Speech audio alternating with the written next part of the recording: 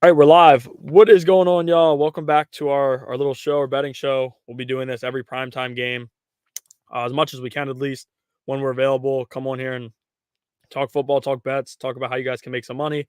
But before we get started, how you doing tonight, Jason? I'm good. How are you, Ben?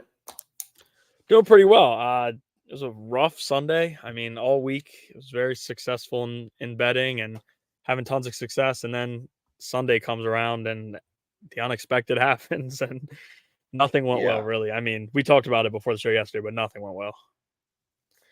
Yeah, it wasn't great for me either. Yeah, and I wasn't huge into that Sunday night game.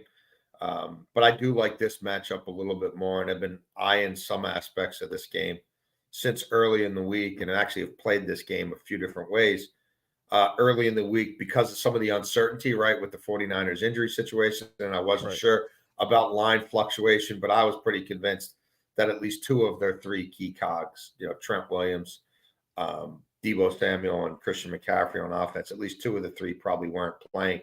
So I started moving, especially on the over under and playing this game under early last week. And then it turns out, we get to now a little bit before kickoff. And depending on where you shop, you can still find it at 44. It's kind of 43 and a half, it looks like, in more places. But that's what initially attracted me to the game was the over under here. And it's one of the games I was looking forward to this weekend to see if some of my sort of pet theories about the Minnesota Vikings potentially improving on defense turn out to be true. So yeah, I'm excited to see, excited to watch this one tonight. And honestly, I'm hoping it's not the most entertaining game in the world because that's usually good news for the under. Yeah, for sure. But we'll start with the 49ers. Obviously, you kind of just mentioned, but they'll be without Trent Williams and Deebo Samuel. I'll get a little bit more into that when we talk about their offense. But defensively, everybody views them as the best defense in the NFL. And I think last week was a rough matchup for them. They allowed 160 yards on the ground, which is not like them. Obviously, Dre Greenlaw is out, and I think that plays a huge factor. Dre Greenlaw might be the best tackler they have at linebacker. Everybody talks about Fred Warner, as they should. Fred Warner is incredible, but Dre Greenlaw is kind of like Queen is to Roquan Smith in Baltimore. It's just that, there's a 1-2 punch. When you think about the best linebacker duos in the NFL, you think them, you think Baltimore, like teams like that. And when you don't have him, it's not tough. They missed like 10 plus tackles I was reading. And obviously, when you're missing tackles with guys like Kareem Hunt, who was sitting on the sofa 2 weeks before that game, goes out and rushes like he did. It's just kind of surprising to see against the 49ers team. But like I said, with Dre Greenlaw out, it makes a little bit more sense. But teams have been trying to throw the ball against them. And a big number for me that stood out, even with Greenlaw out last week, they have 5 interceptions in the last 2 games. Obviously, quarterback play has been bad. Last week, you play against PJ Walker, which, the XFL superstar. But Yeah. forcing turnovers is something that they've always done. We've known them to do that. We've known them to just play good defense. And I think getting Greenlaw back, we'll get into Minnesota in a second, but Minnesota's offense has not been what it once was this year with or without Justin Jefferson. So I think 49ers defense is set up really, really well tonight. When everybody sees the issues with the team, it's more on the offensive side with injuries, not defensively. Yeah, I mean, look, their points allowed 19, 10, 16, 12, 23, 7. It's obviously an elite unit. Yeah, the Browns, who can get after you on the ground, even without Nick Chubb a little bit, got to him last week. I'm interested to see what that means in this game because obviously running the football has been a big problem for the Minnesota Vikings this year. Not that Dalvin Cook's done anything for the Jets, but the Vikings certainly look like they could use Dalvin Cook. Only 450 rushing yards coming into this game. That's 27th in the NFL. 0 rushing TDs for the Vikings. So, yeah, they're going to have to run the ball a little bit just to sort of keep Bosa at bay, I feel like, and try to get Cousins into some down and distances where it's a little easier for him to spread the ball around. But, yeah, I mean, part of the reason I like the under in this game is obviously that San Francisco defense. And you tend to think now, right, without their left tackle, without Deebo Samuel, who's just his presence opens up so many things for other people. You'd think the defense going on the road is probably thinking, 19 like last week. isn't good enough, right? Because it wasn't good enough last week. I'm sure they're thinking, hey, can we hold the Minnesota Vikings below 2 touchdowns? I'm not sure they're going to do it, but I'm pretty sure that's their expectation, and they are a defense that is equipped to do it.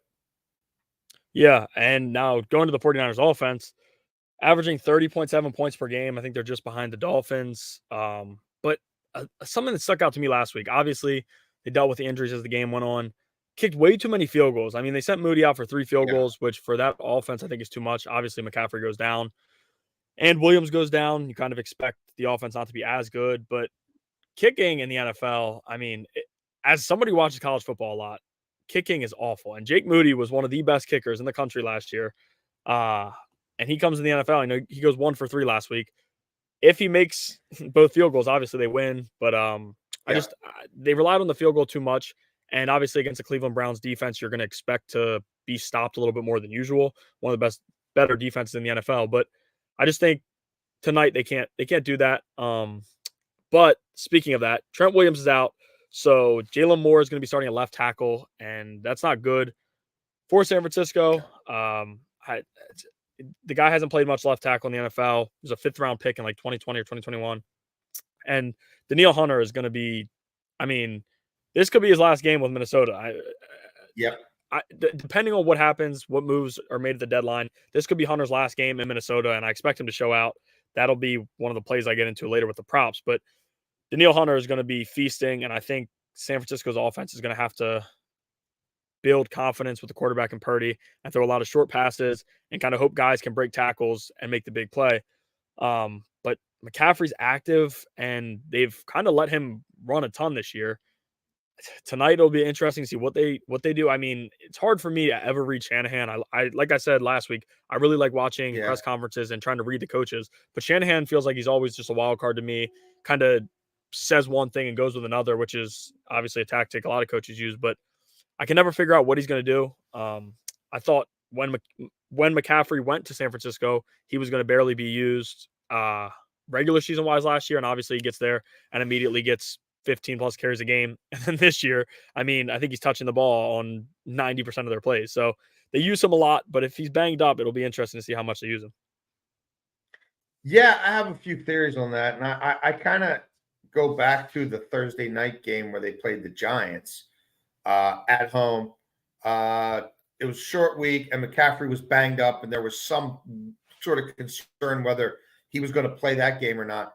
And if you charted their running back usage in that game, they were kind of going with Mitchell or whoever between the 20s, like by committee. Yeah, and then when they got into a critical, they got into a critical 3rd and short, they got into a couple 4th downs, they got inside the red zone, then you started to see McCaffrey where they're trying to get bang for their buck.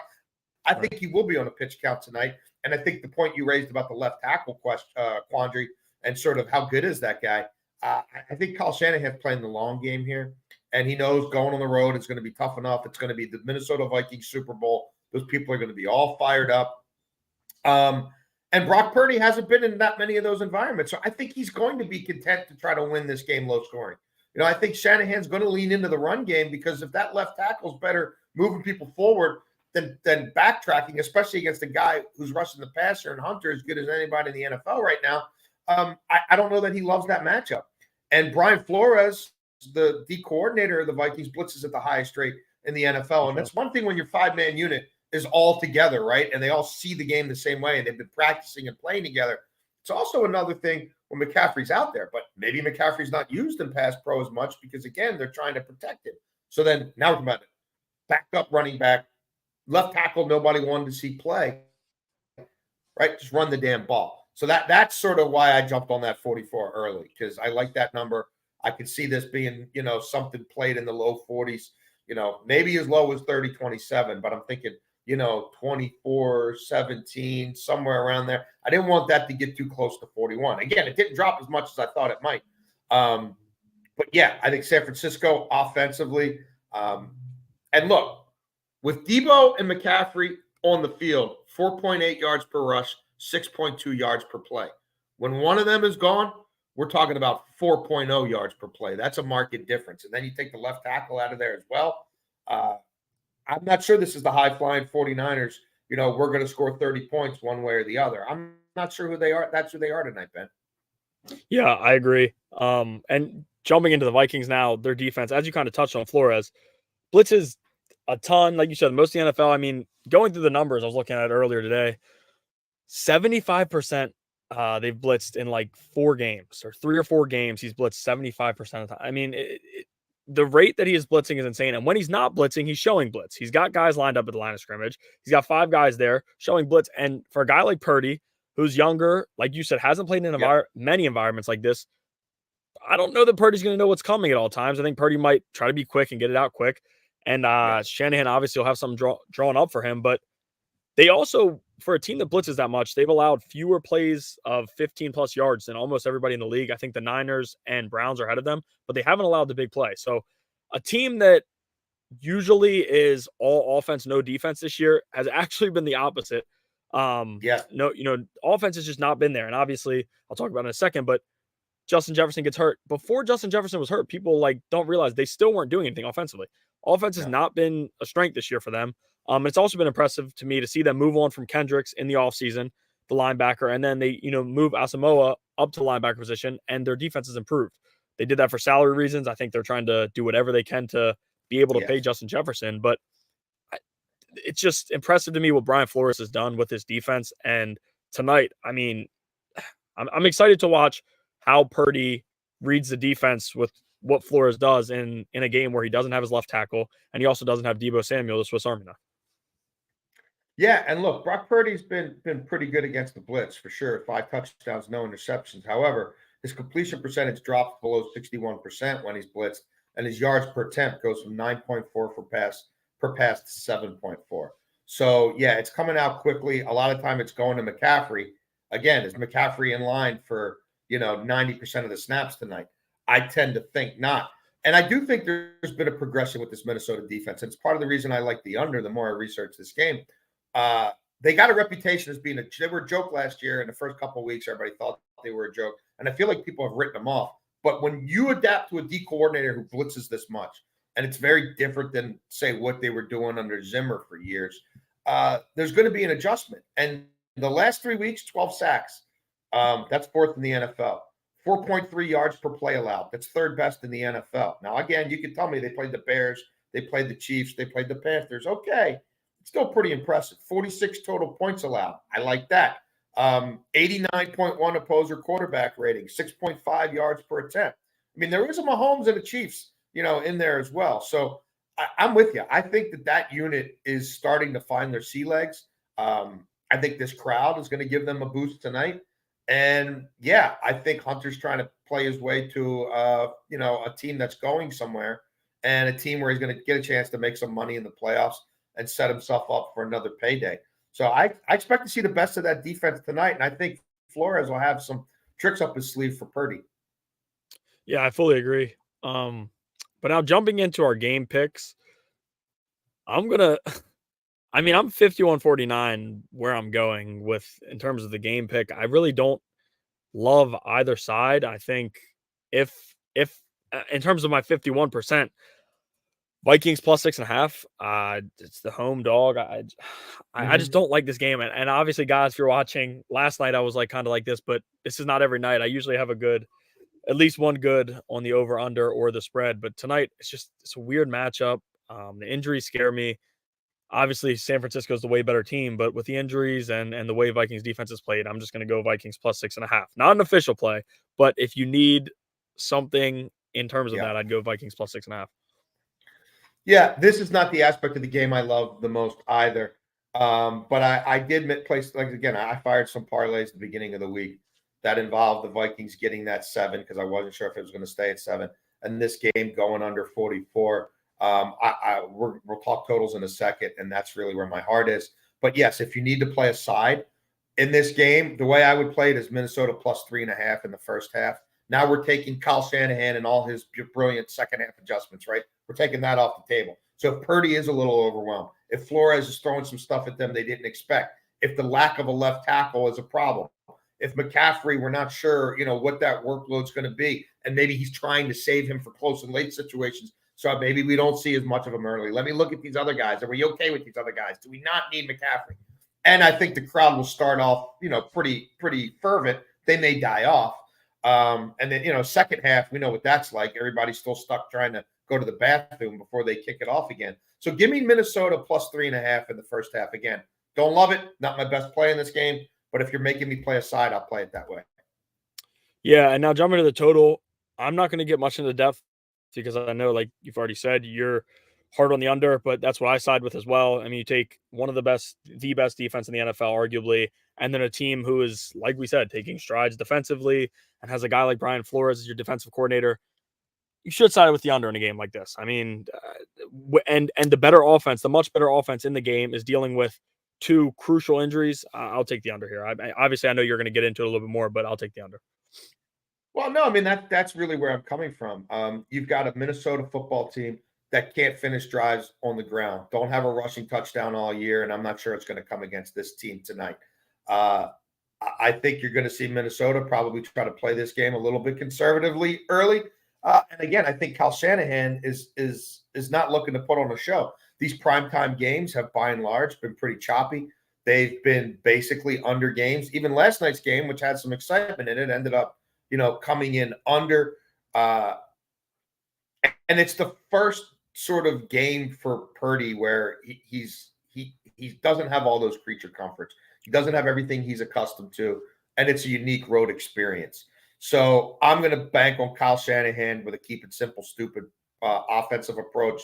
And I think Minnesota will run the ball a bit, even though they haven't done it that effectively, setting up play action and the like, and they are a big play action team. So, yeah, I like the under here. I think this game is played around 40 points. Yeah, now jumping to player props, Ray McLeod.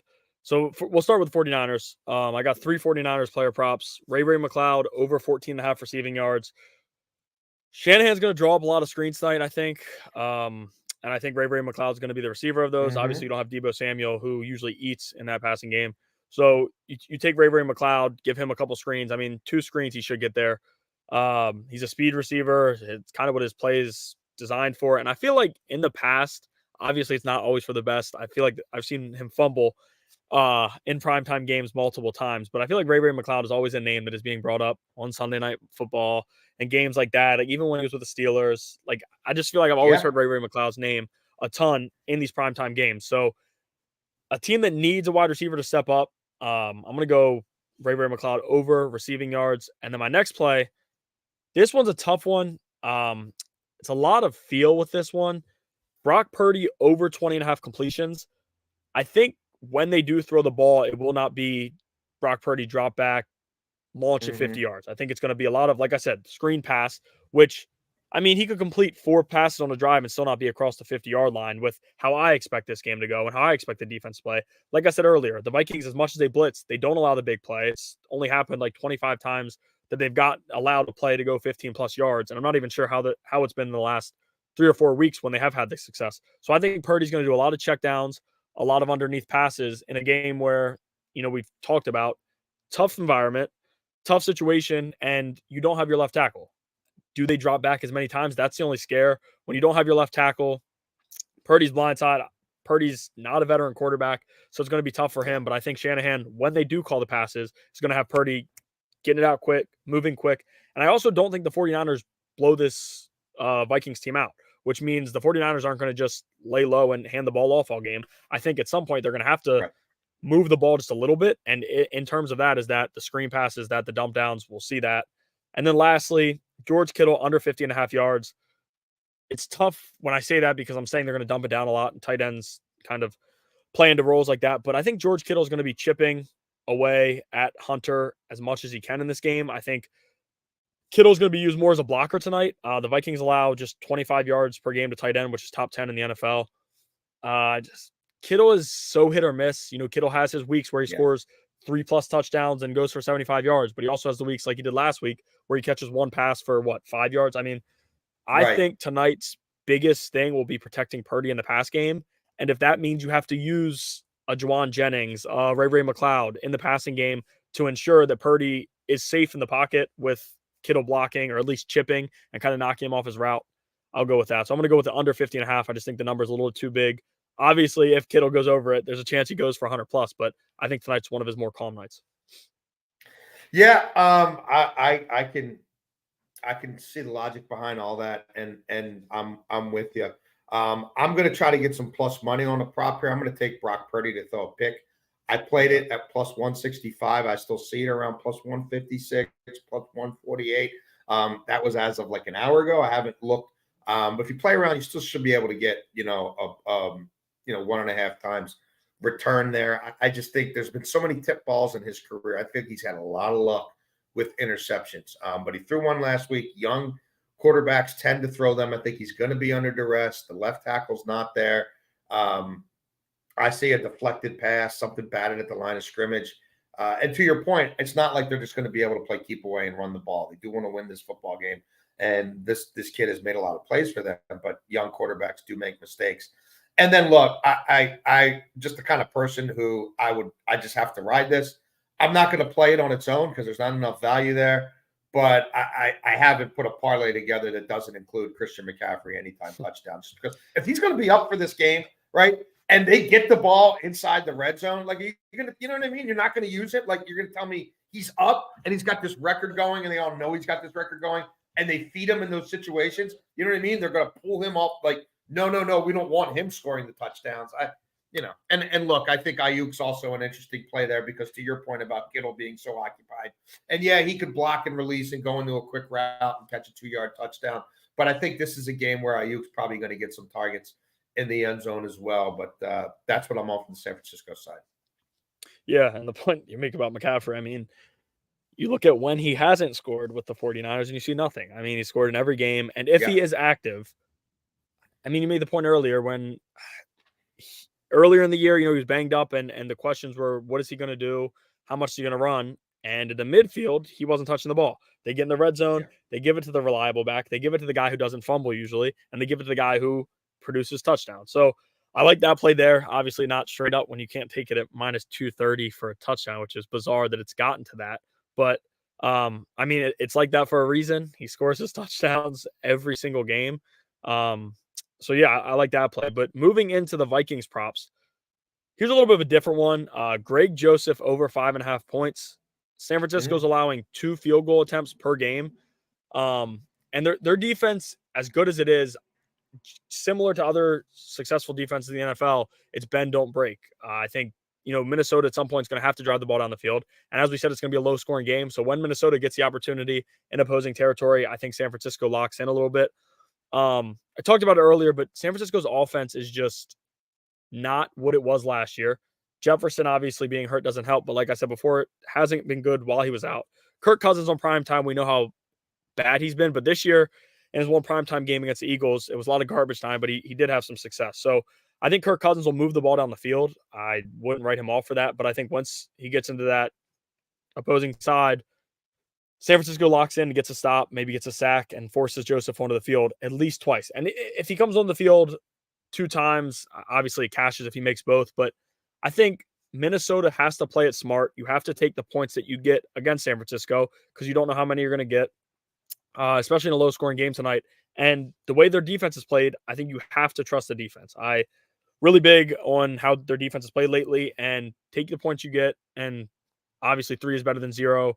Primetime games going for it on 4th down on the especially against a defense like this. I mean, it's just tough. I would take the field goals, and I think Joseph knocks through 2. But then my next play, Danielle Hunter to record a sack at minus 128. I don't like taking defensive props at that much juice, but I mean, he's facing a second string left tackle who started maybe 1 game in his career. And all he's played is backup to Trent Williams, who's gotten hurt a couple times, but it's nothing special. I know all over Twitter, 49ers fans are worried about how he's going to play. And when you have a guy like Danielle Hunter, who, like you said, is playing for his contract this offseason, wants to get traded to a contender that will set him up, he's going to want to come out and make plays. This will be his last game in Minnesota, I think. I'm expecting him to come out and get a sack. That one's kind of a little bit more self-explanatory. As good as he's been, I mean, it would be dumb not to take it from me. And the last one, Alexander Mattison over 17.5 receiving yards. You kind of made the point earlier about his rushing. As a guy who drafted him in all of my fantasy leagues, it has been extremely frustrating to see him just have no burst. And I bought into it them getting rid of Dalvin Cook to me is like, oh, they think that they have something good in Madison. So I buy into it, and they don't have something Yeah. good in the run game, at least. I mean, it's awful. Like they're down around the goal line and they can't punch in with a run game, which is bizarre to think about. Like a team in the NFL has scored 0 rushing touchdowns through 6 weeks. It's just bizarre. I think the 49ers will get after Kirk a lot, and I think Kirk's going to dump down to Madison. He's won over this in 3 straight games. Yep. I think they're going to have to set him up at some point. The 49ers run defense is really good, and Madison's fast. He's a speed running back. He did a lot of pass catching when Cook was out, and even this year he's done some pass catching, but I can't touch the run game, and I think he's going to have a little bit of more of a role in the passing game as he has had the past few weeks. I played it 2 weeks in a row, and he's cashed on both, so I'm going over 17.5 receiving yards at -110. Yeah, on the Vikings, I'm making 2 plays on Kirk Cousins. One, they're giving me plus 165 for him to throw over 1.5 passing touchdowns. He's done it in 5 of the 6 games he's played this season. I think he gets one early in this game where they'll have it all scripted up, and then my thinking is late. If they're down by 10 or something like that, I can see there being a late touchdown as well. They don't run it. They can't run it. He's not a threat to keep it himself. That's how they score their touchdowns. And he's right up there among league leaders with Tua in passing touchdowns. And I think he gets 2 tonight with that kind of return. I'm going to take it. And then I also just think there's going to be volume in the pass game. A lot of smart, well-constructed, high percentage passes to try to mitigate that pass rush, to try to be able to play with a lead, keep that crowd in the game. So I like Kirk Cousins to complete over 24.5 passes tonight because I think he's going to throw it 40 times or more. Yeah, I agree. And in terms of Kirk's passing touchdowns, anytime you think of Kirk Cousins, you think of the garbage time, Kirk taking over with 1:30 and getting his passing touchdown with little time left on the clock. So in terms of, if San Francisco is up a big amount, which I don't think is going to happen, but even if that does happen, I think Kirk goes down the field late at the end of the game, like you said, and gets a touchdown. So that would give him, 45 to 55 minutes the rest of the game to throw another one. They don't run the ball at the goal line because they can't. They struggle to do it. So I agree there. And then the passing yards, completions. I also like the passing yards at 241.5. I saw it. It's an idea. But if you want like a parlay builder, I would throw 200 in your parlays. Anybody watching who's trying to build a parlay up a little bit, I would take Kirk to throw 200 passing yards. I don't think he goes under that total. It's very rare that he does. But anything else you got set for tonight or you like tonight? Yeah, that's pretty much it. We'll kind of see what we learn about both these teams. Obviously, Minnesota's second game without Jefferson and the 49ers' first game without a couple of guys who I don't think we're going to see Trent or Debo for at least another week. So right. I'm rooting for ugly football. Yeah. For the under, that'll be needed, and how primetime games go would not be a shocker. But that is it. Appreciate you guys tuning in, and we will be going live again next week. Whenever we're available, we'll be on here 25, 30 minutes, just kind of giving our best bets and how we are betting the games to try to help you guys make some money.